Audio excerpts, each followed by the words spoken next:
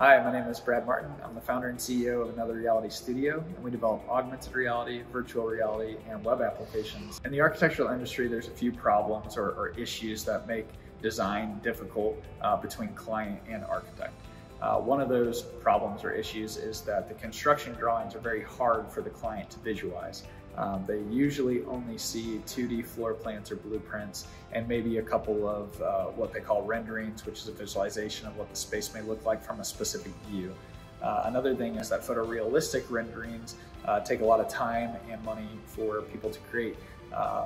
The client review meetings and the process is very slow to design a space. So we developed something called the Looking Glass, which is a web application that addresses some of these issues.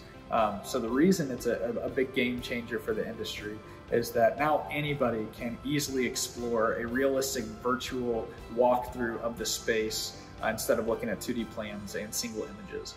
So what would happen is they would get online to the Looking Glass, they would go to that project, and then they would use the arrow keys to explore freely around this photorealistic space.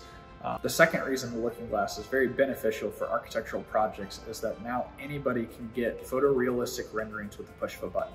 Go to the view that you want and click the camera button, and it will download a high-resolution image of the space.